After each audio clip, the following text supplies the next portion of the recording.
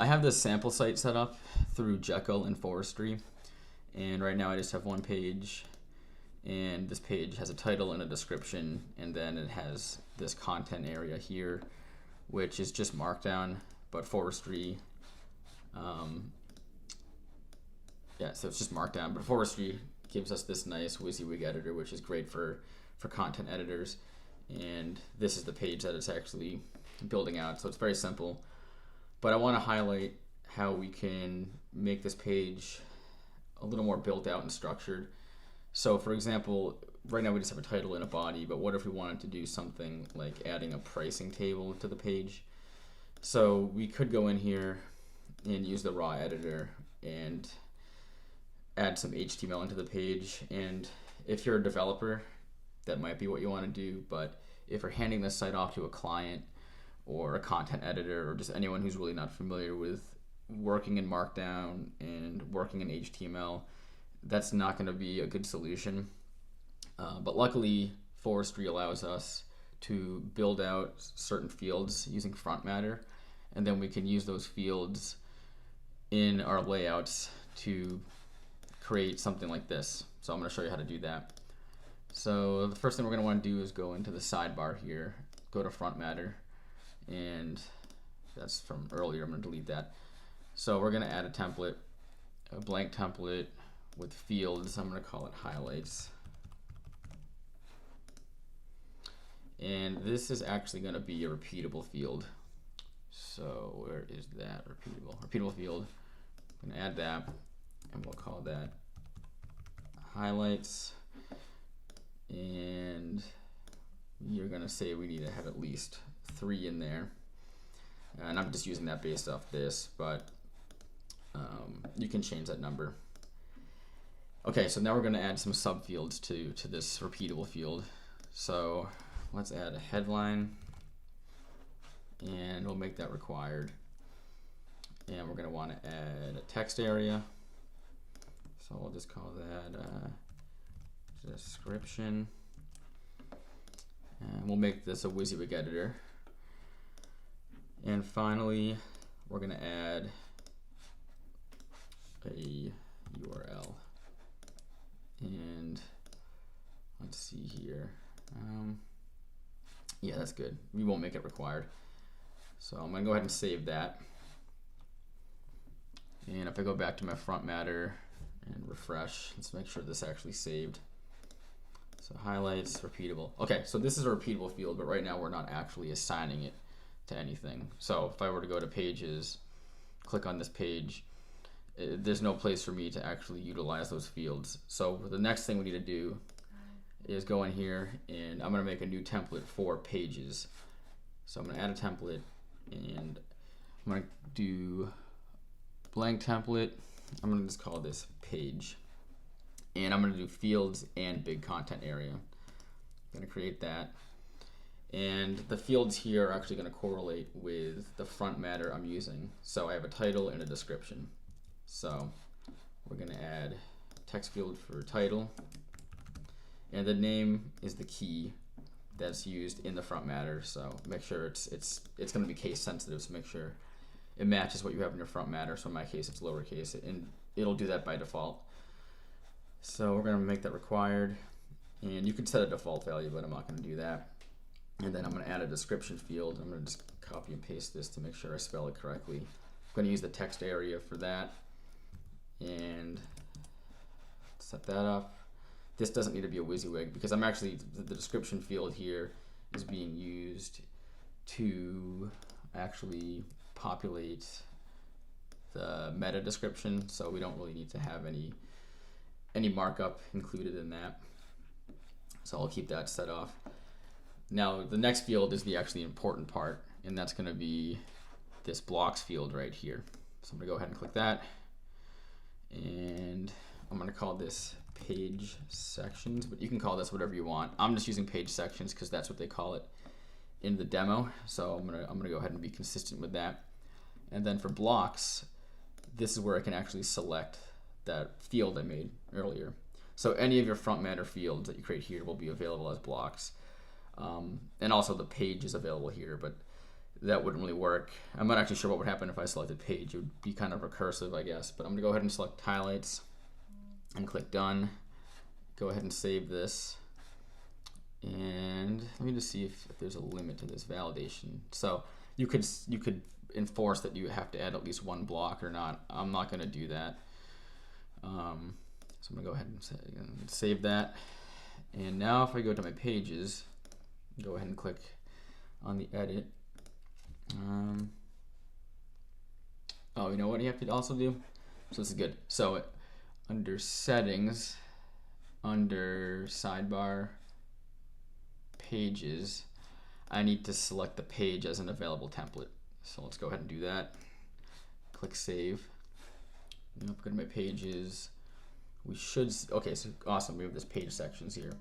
So I'm gonna go ahead and it already says this page section has an error, and that's because we have some validation that's happening in these fields. So headline is required. So I'm gonna just call this, what should we call this here? I'll just kind of copy this because I'm not feeling too creative. So we got free. I'll just copy this in. Get that. Example.com. Okay, so we have one thing in there. Now let's see, pro. Yeah, I'm not feeling creative, so we're just gonna copy and paste all this right here. And let's add a link here.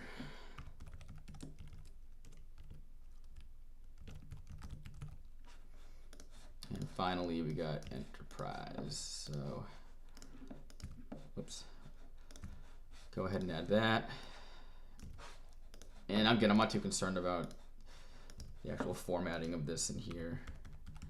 This is just really for an example. So you got enterprise for free, and then you can click and drag. So I'm gonna click back on that. I'm gonna save this. And then let's go ahead and preview it. And we'll wait for this to build, but what's gonna happen is nothing's here.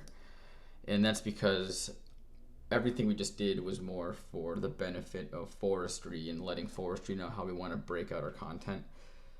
But our site, which in this case is built with Jekyll, it doesn't know about all those fields we just added. And Forestry by default connects to your GitHub repo. So by doing those changes in my front matter, by adding these templates, it made some commits to my repo. So locally what I need to do is pull those changes down. So let's run git fetch and then git pull, and we should see. So these files right here were added and updated from Forestry based on the settings that we just made. And you can kind of go ahead and see that. So now I have these templates in here, a page template and a highlights template. And these are just YAML files. So I didn't actually need to go ahead necessarily and go to front matter and create them through the GUI.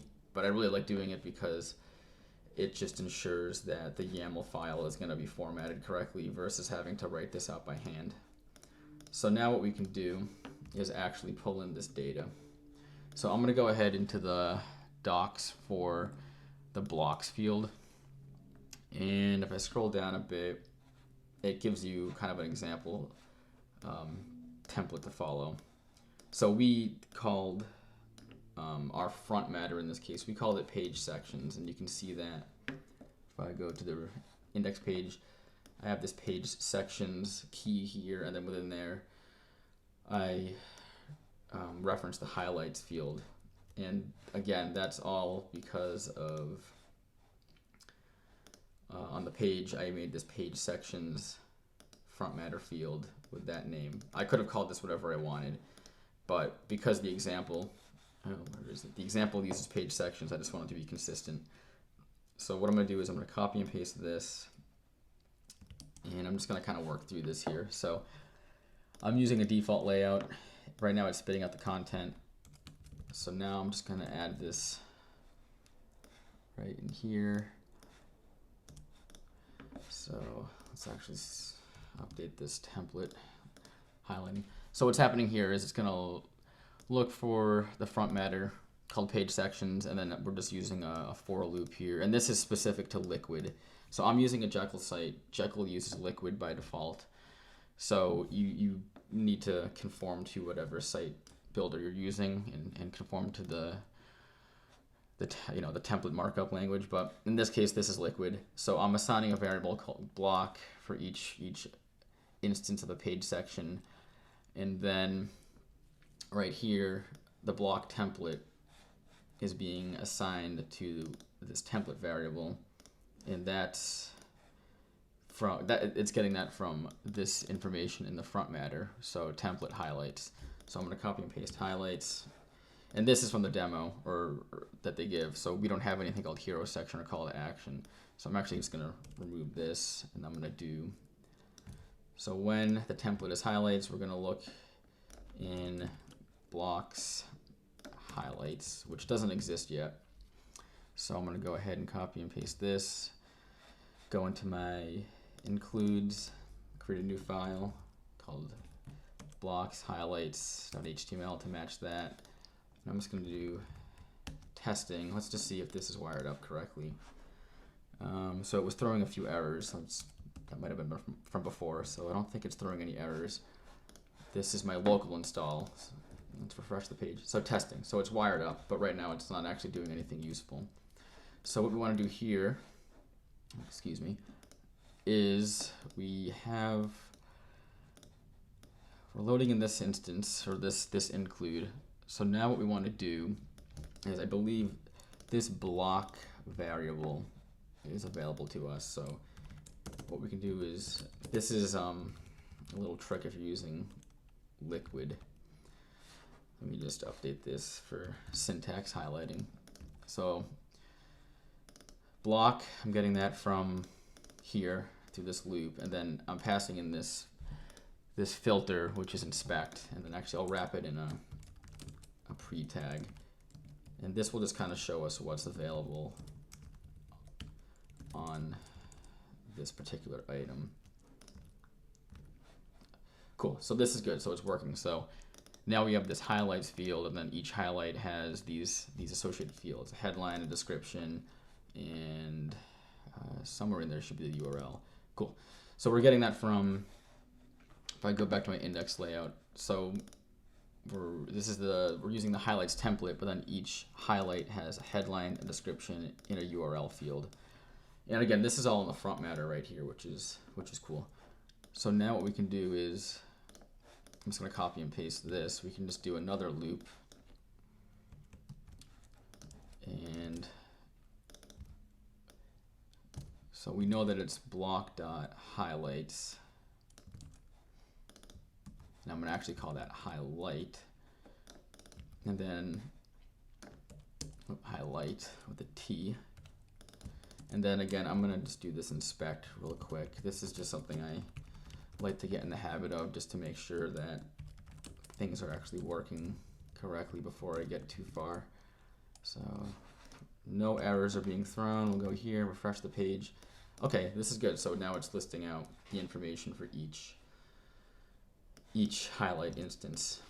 So now what we can do is we can just basically start to style this. So I'm setting this up with Bootstrap. So what I'm going to do here, these classes I'm going to use here are all Bootstrap classes. So you don't have to use Bootstrap, but in the case of this demo, it's a lot easier. So I'm just going to make a simple grid here. And I'm not going to worry too much about making this styled beautifully. It's really going to be more about demonstrating how to just create this partial and then displaying the information on it. So I'll keep this in H4, and let's see, so highlight headline, that's what we're using there, and then we have the description, so highlight description, and then we in our page sections, or in our highlights field here, we didn't make the URL required. So I'm going to account for that, and I'm going to write an if statement here.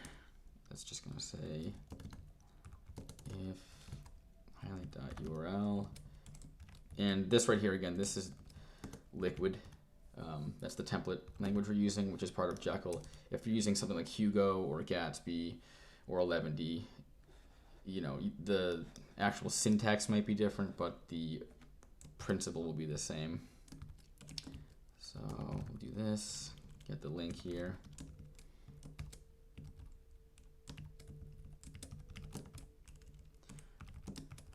Click here and then highlight URL. All right, so let's see how that turned out. Okay, so we got this on the page, but it doesn't look like it's being formatted. So I probably just did something wrong. Column. Oh, okay. It's just because of this pre-format tag.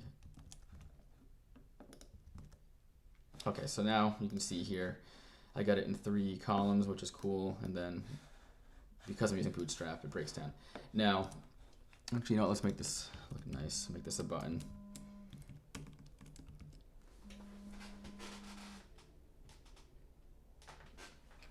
Make this a button. Button, large. Refresh the page. Okay. Now I didn't go ahead and make it look identical to this. The point here is really just to show you how you can take content from the front matter, specifically blocks fields, and then just display it on the page. So now this all exists locally in my computer, so I'm going to go ahead and commit this. Commit, style, highlight, blocks. I'm going to push it up, and then because Forestry is connected to my GitHub repo, it should sync up. So if I go to my pages now, and again, you know, the content's here. I didn't change anything about the content, but I did change the display, so it's going to rebuild. Hopefully it does it quick. Okay, so now the page built.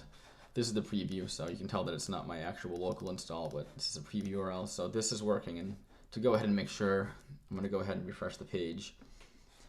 I'm going to go to my pages, go to my highlights, and let's just change this free. Let's just add some random stuff here, save it. Now it's not showing up in here because this is just the content section, but if I go ahead to my preview, hopefully it'll build quick enough. And yeah, so that's all updated. And this is great because now someone who's not familiar with Markdown or HTML can just go ahead and use Forestry and just use these fields to go ahead and actually update this, which is great. The next thing that is going to be important too is you're going to want to also add another content area, because now there's no way to add additional text beneath this.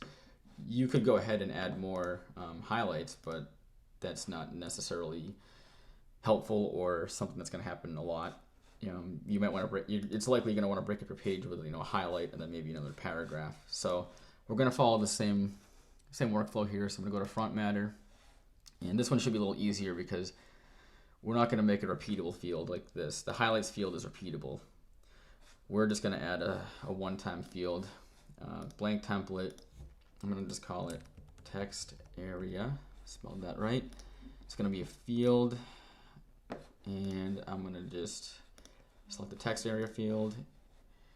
Call this text area. Go ahead and make that WYSIWYG, or enable the WYSIWYG. Done. Save.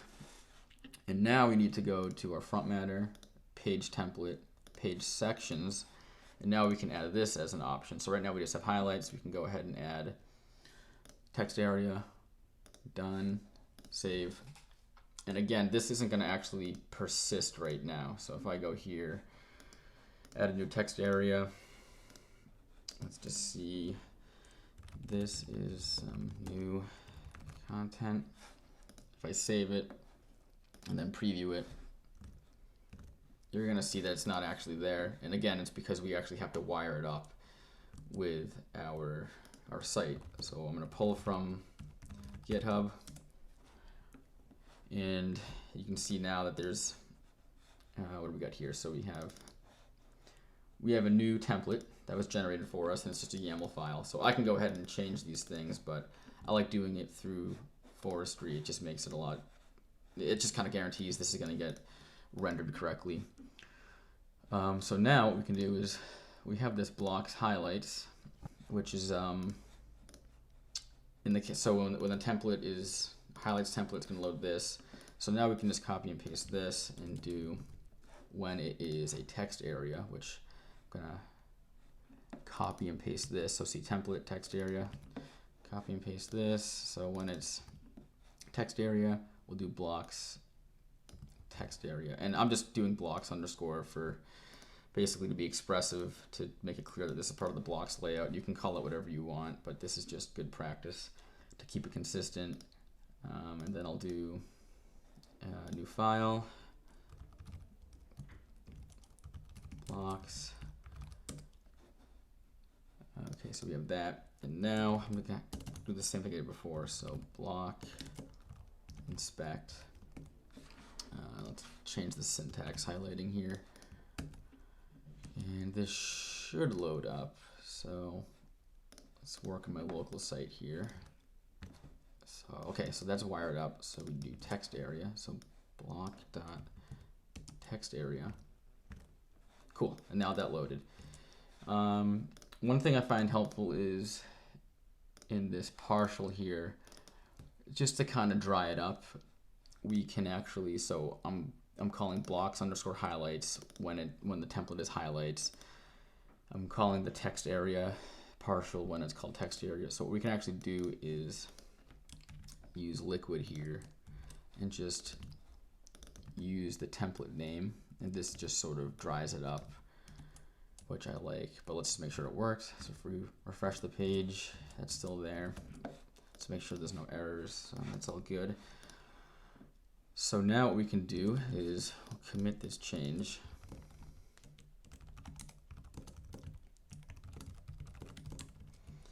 Add text area block. I'll push it up. And if I go to my pages, and if I go to preview it, after it builds, we should see that it matches our local build.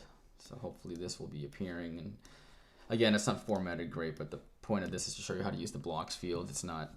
We're not too concerned with how it's actually being displayed, because we can control that through our template. Okay, so now that it went through the preview build, we can see that the text area is now being displayed, and this is great. So now if we go into here, let's just make sure this works. Let's add some of that, save it, preview it, just make sure it worked. Awesome, so that's there. And now what's cool is you can continue to add more block fields. So maybe you want to have like rotating images.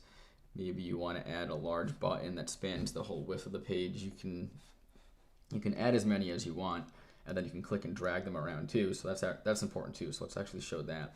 And if I click save, that text should be on top of the page now. So that's good. And then if I go to my index page right here, the page that we're working on, and I do git fetch, git pull, what we'll see is actually the page section. So instead of highlights being the first template that's used, it should be text area. So let's go ahead and do that. And yeah, see? So as a developer, you could easily go in here and just update the front matter instead of having to go into the CMS and do it. But to be honest, I think it's a lot easier for both a developer and a content editor to go in and just use the GUI through Forestry. It's really powerful. The blocks field allows you to make some really robust dynamic layouts without sacrificing control of the design or sacrificing ease of use. So I think it's a really good field, and it's a great way to make dynamic layouts easy for both developers and clients.